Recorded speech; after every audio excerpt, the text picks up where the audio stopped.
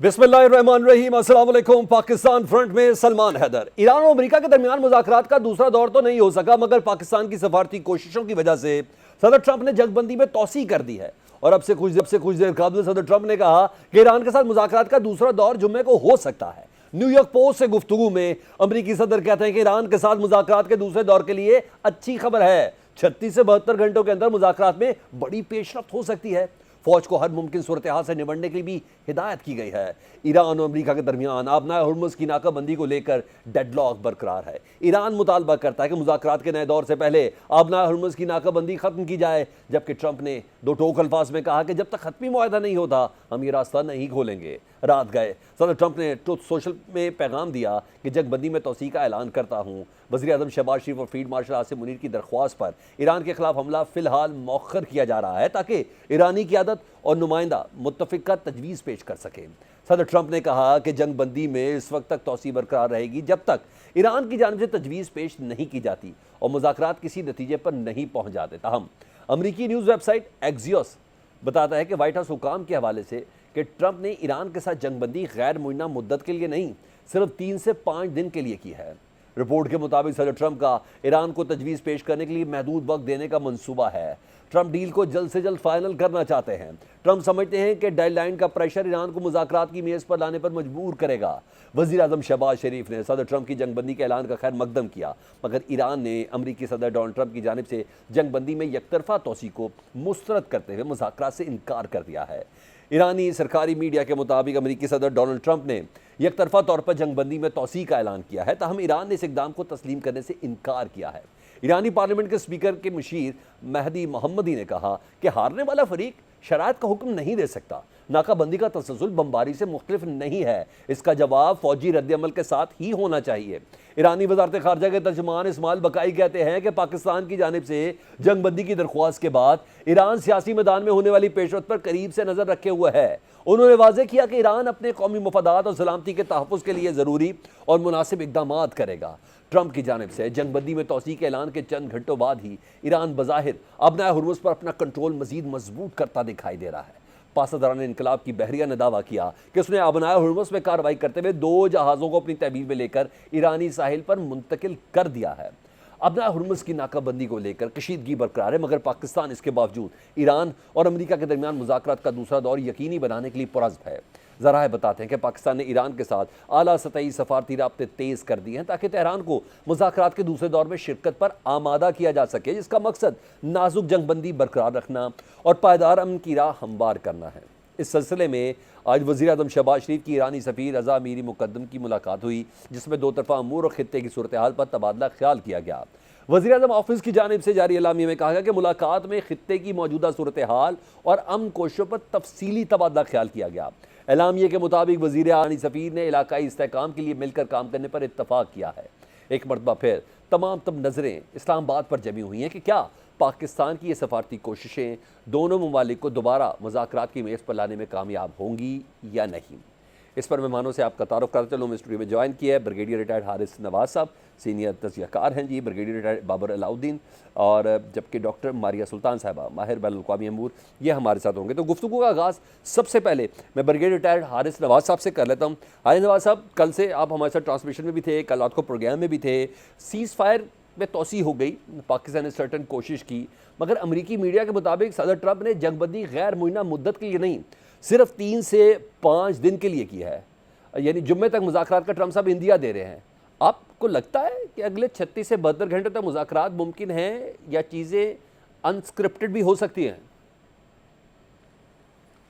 देखें, बात यह है कि पाकिस्तान पूरी कोशिश कर रहा है एज सालिस कि किसी तरीके से ईरान को और अमेरिका को दोबारा मुज़ाकरात की टेबल पर लिया है। और अगर प्रेसिडेंट ट्रंप ने फ्राइडे का चांस कहा जी हो सकता है, दैट मीन्स कि पाकिस्तान की फील्ड मार्शल दोनों से, अमेरिकन प्रेसिडेंट से, ट्रंप से और ईरानी लीडरशिप से कांटेक्ट में हैं, उनको लम्हा ब लम्हा उनको बता रहे हैं उनको दोनों के। और देखिए, एक और मैं बात बताऊं, देखें ये जो पीरियड है ना स्टेलमेट का 2-3 दिन का जो हुआ है, इसमें ये नहीं ख्याल करें कि यहाँ पर खामोशी हो गई। फील्ड मार्शल ज़रूर जो इन दोनों ममालिक के दरमियान में अबहाम है या कहीं कोई पॉइंट्स के ऊपर अभी तक आपस में इरिटेंट्स हैं जो अभी एक नुक्ता नज़र पर नहीं आए हैं, उसके लिए भी बहुत काम हो रहा होगा। बजाय इसके कि ये वहाँ बैठ के जब मुज़ाकरात हों और वहाँ पर जाके ये बातें हों, वहाँ पर कोई ना कोई बिटरनेस हो, बेहतर है कि ये पॉइंट्स अब चेंज करके एक का नुक्ता नज़र दूसरे को बताएं, दूसरे का इनको बताएं, और कहीं ना कहीं कन्वर्जिंग ऑफ पॉइंट्स हो जाए ताकि जब बैठें तो 90% काम हो चुका हो। और उसके साथ आई एम श्योर प्रेसिडेंट हमारे फील्ड मार्शल ने कल प्रेसिडेंट ट्रम्प से भी बात की, उनको ये रिक्वेस्ट की थी ने, एक तो ये बात की कि जंगबंदी जो है इसको आप जब तक मुज़ाकरात हो रहे एक्सटेंड कर दें, और वो उन्होंने ग्रेशियसली कर भी दी। साथ ही कहा था कि आप एक स्टेप फॉरवर्ड लें और आपने जो एक ये ईरान के ऊपर ब्लॉकेट किया हुआ है, आप काइंडली इसको जो है वो आप ख़त्म कर दें as a goodwill gesture. इससे बहुत मुज़ाकरात में फ़र्क इस तरह पड़ेगा कि then definitely Iran will also reciprocate, और वो स्टेट ऑफ हरमुज़ का जो उसने ब्लॉकेट किया है उसको खोल देगा। तो कम अज़ कम शिप्स की आमदरफ्त स्टार्ट हो जाएगी, और एक कह दे एक बड़ा अच्छा साजगार माहौल पैदा होगा, गुड फ्रेंडली इन्वायरमेंट्स होंगी जिसमें बैठ के जब आप फ्राइडे को या सैटरडे को बैठें तो वहाँ पर कोई बिटरनेस ना हो, बल्कि आपके अच्छे तरीके से मुज़ाकरात कामयाब हों और फिर ड्राफ्ट बन के एक फाइनली ड्राफ्ट बने उसको अप्रूव कर दिया जाए।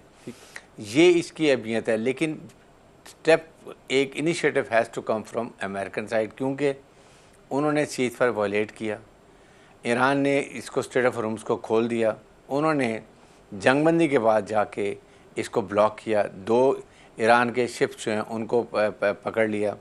रिटेलिएशन में अब ईरान ने भी 2 शिप पकड़ लिए हैं, वो कह रहा खून के बदला खून और ऑयल के बदले ऑयल। तो वो जो स्टेज आ रही है दैट शुड नॉट हैपन, फिर इससे बिटरनेस बढ़ती है, ठीक है, इससे और प्रॉब्लम होती है। लेकिन ये याद रखें ये 3-4 दिन का जो टाइम है इसमें पूरी जो है ना सफारतकारी, डिप्लोमेसी, फील्ड मार्शल अपना जितना असर रसूख है, प्रेसिडेंट ट्रम्प जितना उनको लाइक करते हैं, हर बात कर चुके हैं। और मुझे एक यकीन है कि 90% इरिटेंट जो थे ना अभी 3-4 दिन के अंदर भी, वो भी काफ़ी तक हो गए होंगे। और ये कल तक मुझे उम्मीद है कल दोपहर शाम तक किसी वक्त भी हो सकता है कि प्रेसिडेंट ट्रम्प इस ब्लॉकेट को खोल दें और रेसिप्रोकेट बाद में हो इसके ईरान की तरफ से, और हालात थोड़े से बेहतर हों। सर कोई इसमें शक नहीं। डॉक्टर मारिया साहबा ज़रा मैं आप भी शामिल हो जाए ना, बिल्कुल हम बेहतर और बेहतरीन की तरफ सोच रहे हैं। इनफैक्ट अल्लाह पे यकीन है, अपनी कोशिशों पे यकीन है, ये सब चीज़ें तो है।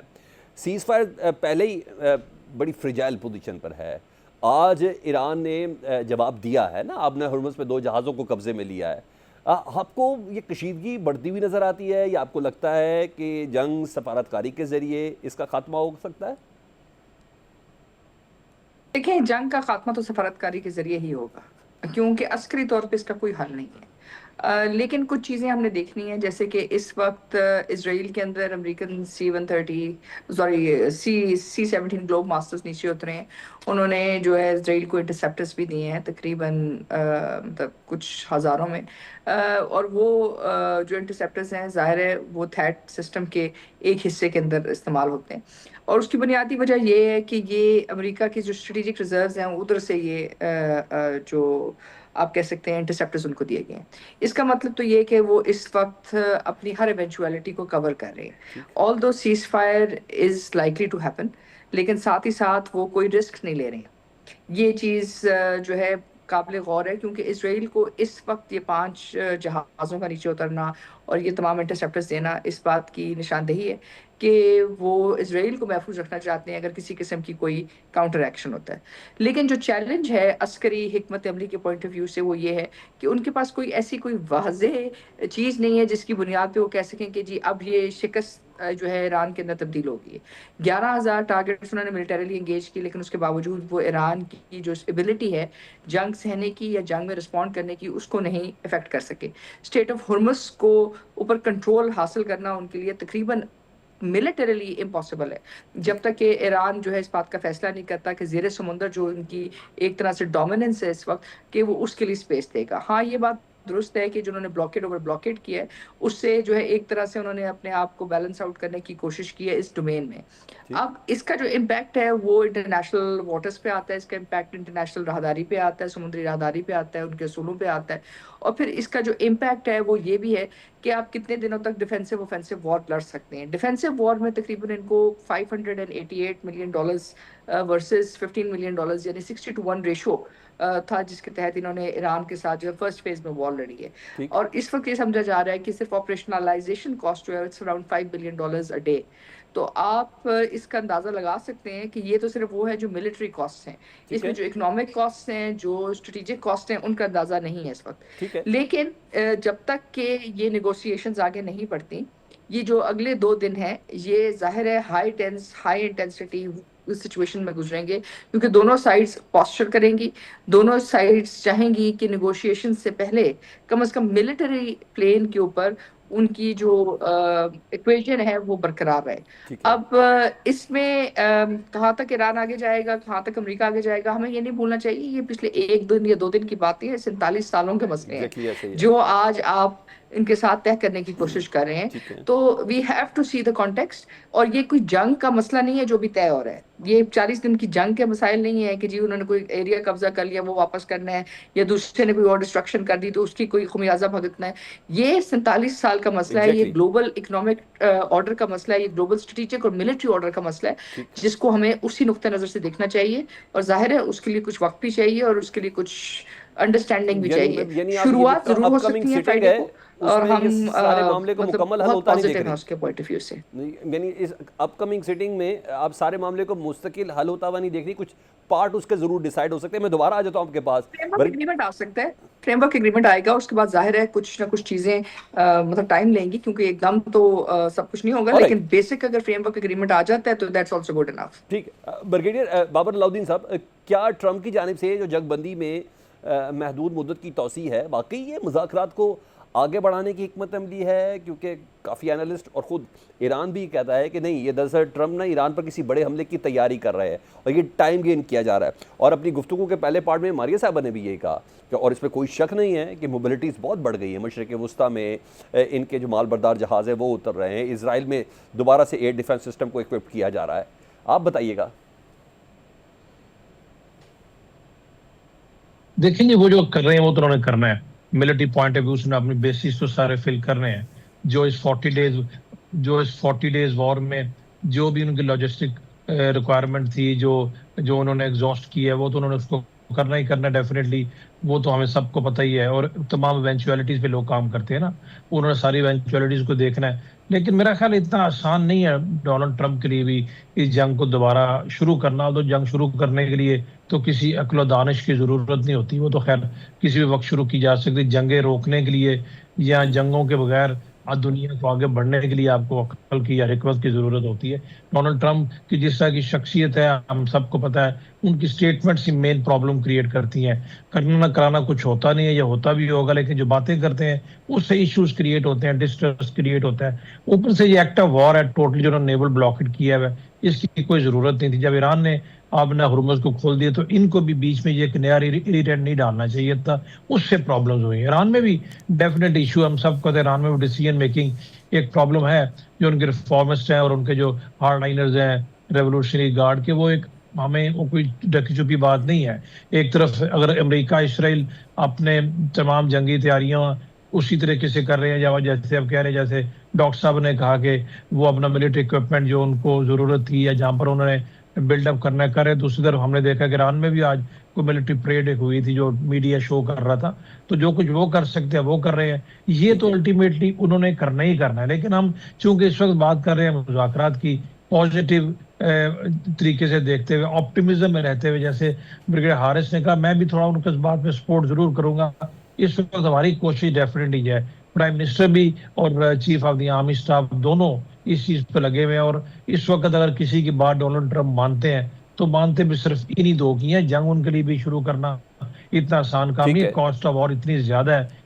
प्रेशर भी देखे ना, उनका जो डोमेस्टिक प्रेशर, उसके अलावा जो वर्ल्ड ओवर प्रेशर है। जंग कुछ सिर्फ ईरान अमेरिका इसराइल की जंग नहीं है, ये जंग तमाम जंगों से डिफरेंट है। दुनिया में एक तलातम बर्फ है।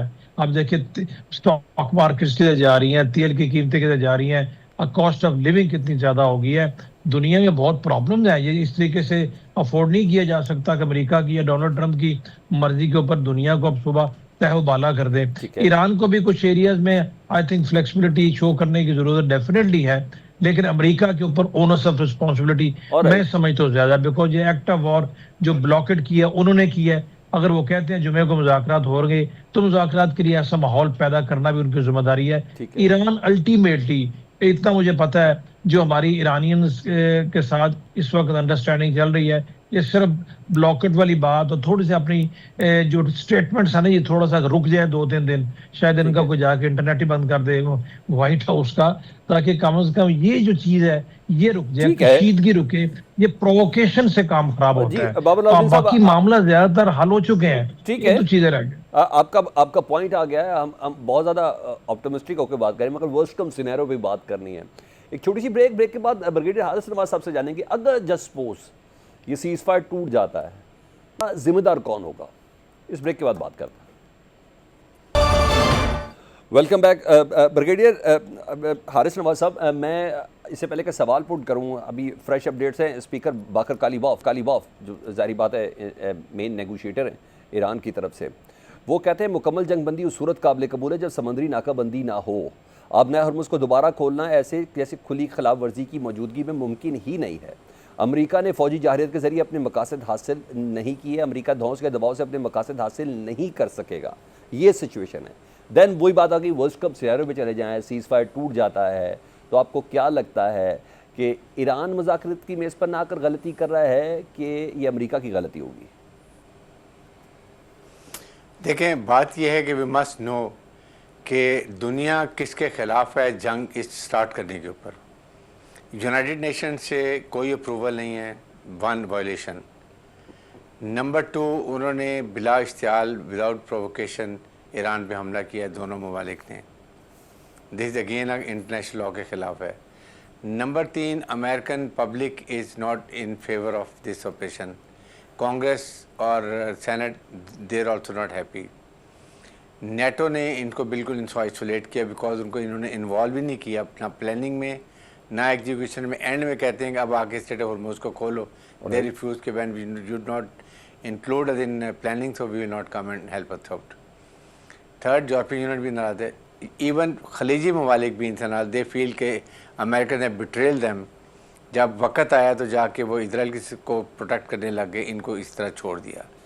तो इन इन्वायरमेंट के अंदर अगर प्रिवेलिंग इन्वायरमेंट देख लें तो इस वक्त बिल्कुल अमेरिका के फेवर में जंग नहीं है। और सेकंड ये, despite there all effort what ever they want, they could not open states of Hormuz, वो भी नहीं खोल सके, ना वो रजीम चेंज कर सके। ठीक है, वो कहते हैं हमने 50 लोग पहले शहीद कर दिए, रहबर को भी शहीद कर दिए, but still there system is functioning, the government is functioning. Missiles जो कैपेबिलिटी थी वो भी उनकी ख़त्म नहीं कर सके। ठीक, न्यूक्लियर कैपेबिलिटी जैसे थी उसी तरह वहाँ पर पड़ी हुई है। सो इस वक्त इसलिए और करेंगे तो दुनिया को अब इससे क्या होगा इफेक्ट, आप मुझे बताइए।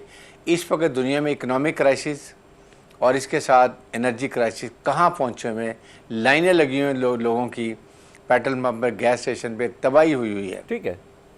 अगर ये वॉर 1 महीना और चलती है, इमेजिन करें व्हाट विल हैपन। दुनिया की फैक्ट्रियाँ, ये मिल्स, हर चीज़ बंद हो जाएगी, इतनी एनर्जी क्राइसिस हो जाएंगे दुनिया के अंदर, and the whole blame will rest with America. इसलिए अमेरिका ये जंग नहीं शूट करती, वो फाइनली कहीं ना कहीं तरीका निकाल के they will go for compromise and go for accord. और डॉक्टर मारिया साहब, अब ईरान की जानिब से स्टेट ऑफ हॉर्मोज की नाकाबंदी ख़त्म करने की शर्त है। अभी थोड़ी देर पहले मैंने आपको बताया, बाकर कालीबॉफ साहब ने भी यही कहा। ये खित्ते में कशीदगी में मज़ीद इजाफा करेगी कि आप भी फोर्स ही करती हैं कि ट्रंप ब्लॉकेट को हिला देगा या उसको ख़त्म कर देगा अगले 24 घंटों में? क्योंकि वो तो एक तो स्टेट ऑफ हॉर्मोज खुलवाने के लिए चले थे, अब खुद ही बंद कर दिया उनको। देखिए, वो तो उन्होंने एक क्लासिक मिलिट्री स्ट्रैटेजी इस्तेमाल की है कि ब्लॉकेट का जवाब ब्लॉकेट होता है। वो तो आप समझ सकते हैं कि उन्होंने क्यों की है। लेकिन मसला सिर्फ ब्लॉकेट करने का नहीं है। मसला दरअसल ये है कि जितनी जो ब्लॉकेट उन्होंने की है वो किसी कॉस्ट पे की है ना। जो बाकी बहरी बेड़े उन्होंने मूव किए हैं एशियन थिएटर से, पैसिफिक से, बाकी जगह से, अटलांटिक से, वो बेसिकली अमेरिका की अब वनरेबिलिटी दिखा रहे हैं डिफरेंट थिएटर्स में। और अमेरिका ने इस बात का फैसला करना है कि क्या मिडिल ईस्ट का थिएटर इतना इंपॉर्टेंट है उनके लिए कि वो ये सारा कुछ करेंगे। इंपॉर्टेंट तो है, लेकिन अभी जो मैंने थोड़ी देर पहले बात की कि जो उन्होंने इंटरसेप्टर्स दिए हैं वो उन्होंने गल्फ की कंट्रीज को नहीं दिए हैं, वो उन्होंने सऊदी अरेबिया को नहीं दिए हैं, वो उन्होंने बाकियों को नहीं दिए हैं, उन्होंने यूएई तक को नहीं दिए हैं, बल्कि उन्होंने इसराइल को दिए हैं। यानी कि उनका जो स्ट्रेटेजिक अलायंस है वो तो इस खत्ते में सिर्फ और सिर्फ इसराइल है। ये जो सारी बातें हैं ये गल्फ की कंट्रीज को मतलब छुप तो नहीं रही हैं। दूसरी बात यह है कि जो ब्लॉकेड है, जो अमेरिका की तरफ से ब्लॉकेड है, उसके बहुत बड़े प्रॉब्लम्स हैं। उसमें सबसे बड़ा प्रॉब्लम ये है कि आप ब्लॉकेड किसको करेंगे। अगर तो आप चाइनीज शिप को करते हैं जो ईरान से आ रही है, तो आप एक और कन्फ्रंटेशन के लेवल पे जाते हैं जहां अमेरिका और चीन के दरमियान कन्फ्रंटेशन शुरू हो जाएगी। अगर आप रूस की शिप्स को रोकते हैं तो वहां एक और मसला हो जाएगा। मसला इस वक्त ये है कि जितने भी जो ममालिक हैं जो ईरान के साथ डील कर रहे हैं वो सारे के सारे वो हैं जिनके ऊपर अमेरिका ने सैंक्शंस लगाई हुई हैं। सो आप सैंक्शनड वर्ल्ड के ऊपर जो ब्लॉकेड का इफेक्ट है उसको आप लिमिट कर सकते हैं या नहीं कर सकते। जो दूसरी कंट्रीज हैं जो इससे अफेक्ट हो रही हैं, जो अमेरिका के अलाइज हैं, वो अमेरिका के अलाइज तो स्टेट ऑफ हॉर्मुज़ क्रॉस ही नहीं कर सकते हैं। तो जब वो क्रॉस नहीं कर सकते हैं तो इसका जो नेट इफेक्ट है वो बहुत लिमिटेड है। फिर तीसरी बात ये कि जी आप जो ईरानियन जो शैडो फ्लीट्स हैं उनके ऊपर आप ये काम करने की कोशिश करेंगे। आप अगर शैडो फ्लीट पे जाके ये काम कर भी लेते हैं, किसी एक फ्लीट उन्होंने अभी एक टैंकर को रोक भी लिया है अपने पास कर, मतलब उसके ऊपर वहां अपने फोर्सेस को भेज भी दिए, तो उसका जो नेट इफेक्ट है वो ईरान के ऊपर उतना नहीं है जो ये प्रोजेक्ट कर रहे हैं।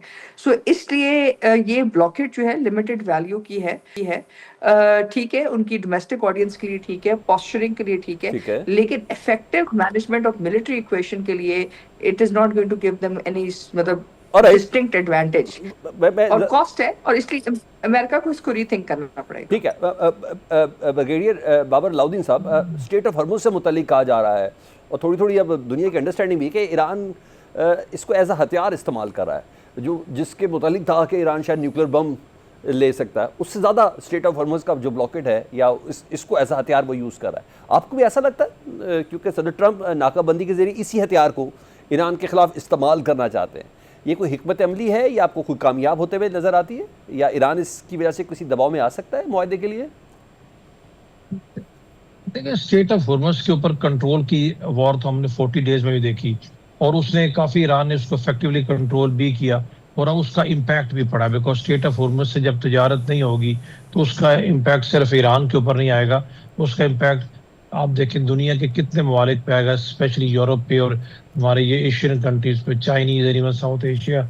और इकोनॉमी एक ऐसी चीज़ है, मईशत एक ऐसी चीज़ है, जब उस पर किसी किस्म की बंदिश या कदगन या रुकावट आती है तो हर कोई पिंच फील करता है। तो स्टेट ऑफ हॉर्मुज़ के भी हम सबको पता तो था कि स्ट्रेटेजिकली कितनी इंपॉर्टेंट ये आबी गुजरगाह है, लेकिन कभी किसी ने सोचा नहीं था कि इसको जब ईरान पूरी शुरू में कंट्रोल करेगा या अमेरिका करना चाहेगा तो उसका कितना इम्पैक्ट आएगा। यूज तो उसको ईरान ने किया, इसमें कोई दो राय नहीं है। और ईरान के उसी जो एडवांटेज को थोड़ा सा अंडू करने के लिए भी अमेरिका ने ईरान पर दबाव डालने के लिए उसका ब्लॉकेट कर दिया, क्योंकि यूरोपियन कंट्रीज ने अमेरिका की मदद नहीं की उसको खोलने में, और जब उन्होंने मदद नहीं की तो ईरान का उसने अमेरिका ने ब्लॉकेट किया कंट्रोल। उस तरीके से स्टेट ऑफ हॉर्मुज़ को मिलिटरीली अमेरिका के लिए इतना आसान नहीं है, ये हम सबको पता होना चाहिए, क्योंकि उसकी रीजन ये है कि अमेरिका जब मिलिटरी इसको करने की कोशिश करेगा तो इस कंडीशन में, इस सिचुएशन में फिर स्टेट ऑफ हॉर्मुज़ से कोई भी तजारत नहीं होगी। ठीक, एक मुख्तसर सी ब्रेक के बाद एक और अहम तरीन टॉपिक जो आपके साथ डिस्कस करना है इस ब्रेक के बाद। Welcome back. Pahalgam false flag operation को 1 साल मुकम्मल होने पर भारत का मकरू चेहरा एक बार फिर से दुनिया के सामने है। 22 अप्रैल 2025 को मकबूजा कश्मीर के इलाके पहलगाम में होने वाले हमले में 26 अफराद हलाक हो गए थे और इस वाक़े के फौरी बाद मोदी सरकार का जो मीडिया है बगैर किसी ठोस सबूत के पाकिस्तान के खिलाफ इल्ज़ामात का सिलसिला शुरू कर दिया था। जंगी जुनून में मुब्तला भारत ने हैरानकुन तौर पर महज 10 मिनट में पहलगाम पुलिस स्टेशन में FIR दर्ज करके पाकिस्तान को नामजद भी कर दिया था। पाकिस्तान दुश्मनी में भारतीय मीडिया ने पहलगाम से जाए वक़ूअ के 5 किलोमीटर के दुश्वार गुजार 1.5 घंटे के फासले को भी मुकम्मल तौर पर नज़रअंदाज किया और भारतीय चैनल्स ने बगैर किसी तस्दीक के हमले को मुनज़्ज़म दहशतगर्दी के तौर पर पेश करते हुए मुसलमान मुखालिफ जज्बात को उभारा था।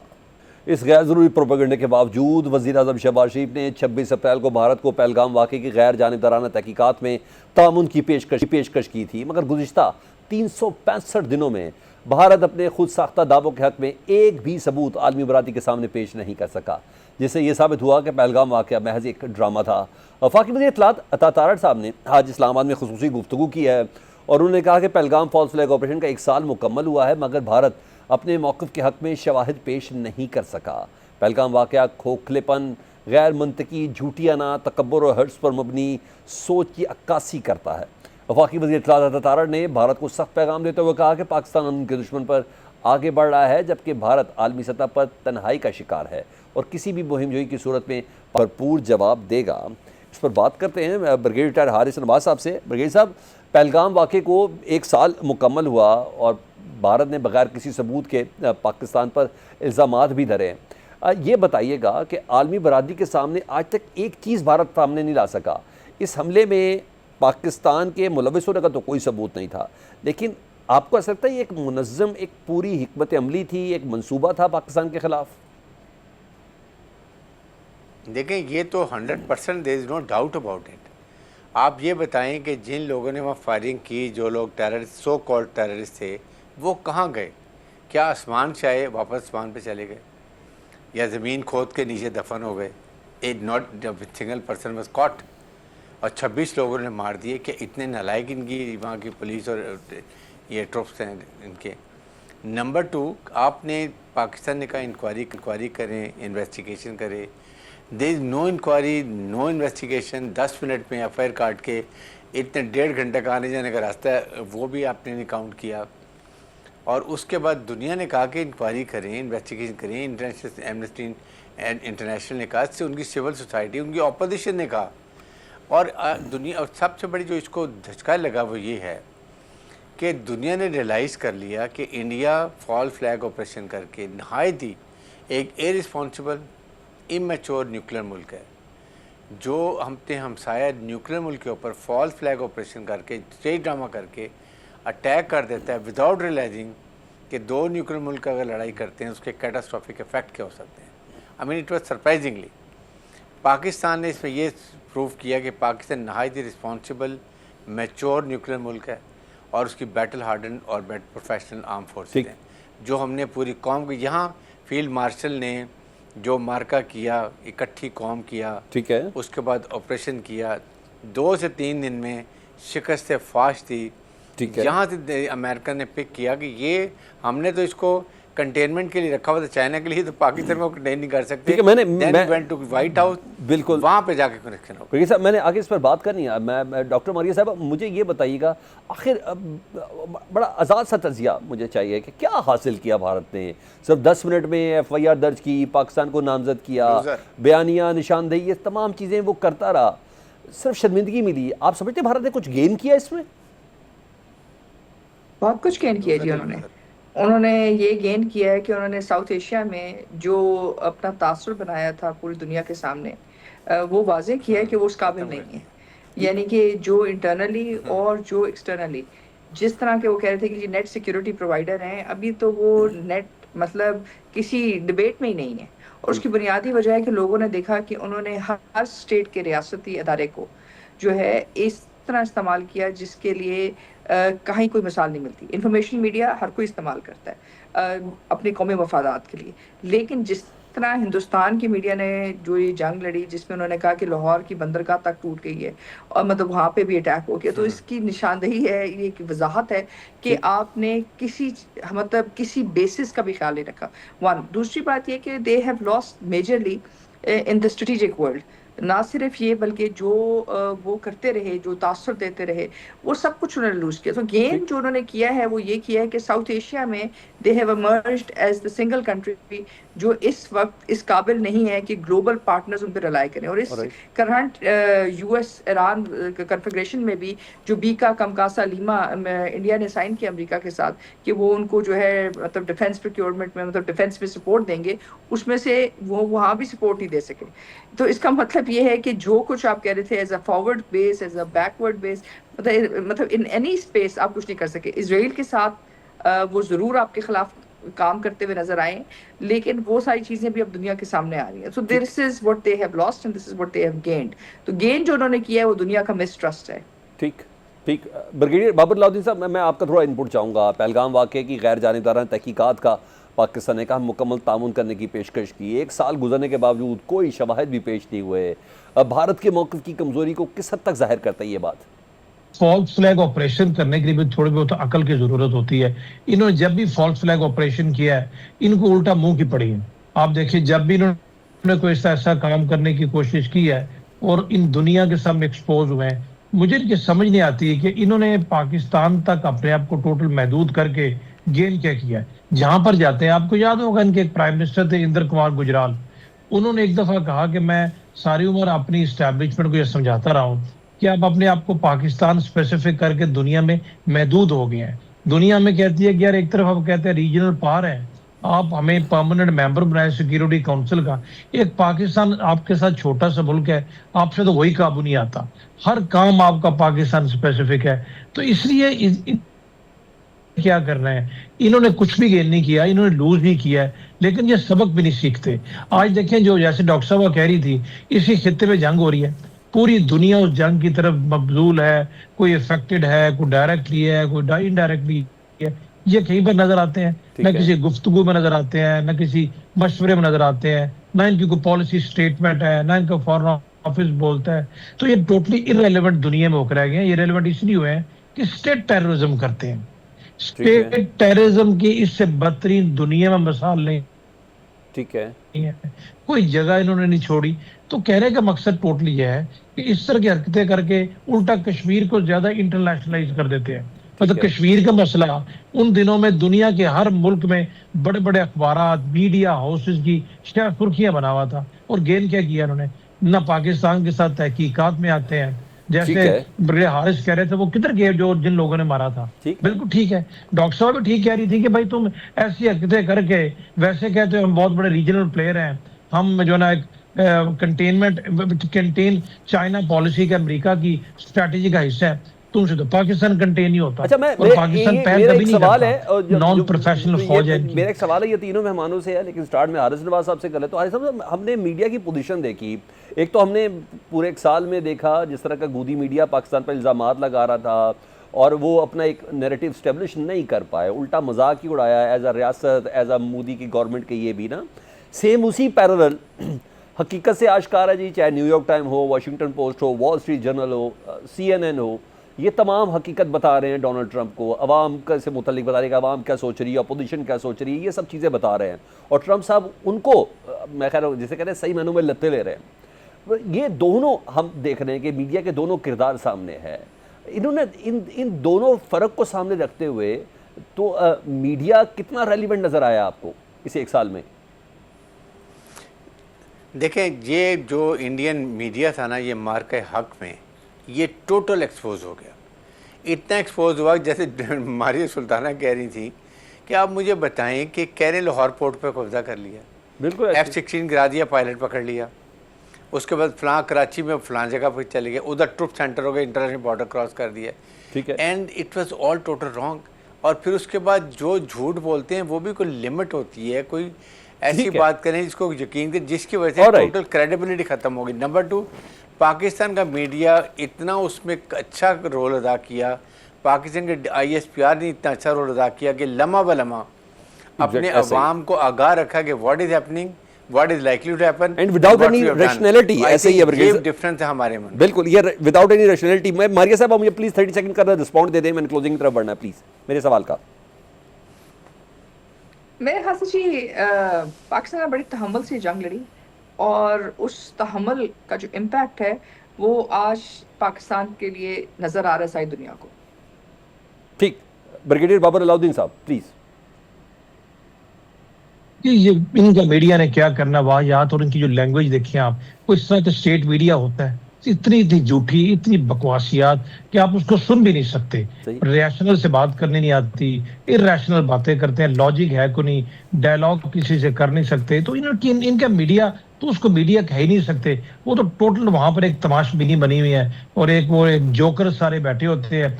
हमारे मीडिया का रोल तो इंतहाई जिम्मेदार, इंतहाई फॉरवर्ड लुकिंग, तो इसलिए इनके मीडिया ने भी दुनिया में इनका मजाक बना दिया। इंटरनेशनल मीडिया इनके मीडिया का जिस तरीके से तमस्कर उड़ा रहा था, वही एक सबसे बड़ा सबूत है कि इन्होंने क्या कर रहा था। जैसी कौम वैसी फौज, जैसी हुकूमत वैसा media, all said and done. इन्होंने अपना दुनिया में खुद ही तमाशा बनाया हुआ है, बिल्कुल। इररेलेवेंट होकर रह सारी गया। प्रैक्टिस में महज इंडिया तमाशा ही बना। बहुत शुक्रिया brigadier retired Babar, brigadier Haris Nawaz sahab, doctor Maria सुल्तान साहब, आप सबका बहुत शुक्रिया। पाकिस्तान फ्रंट से सलमान हैदर को इजाज़त दीजिए। अल्लाह हाफिज़।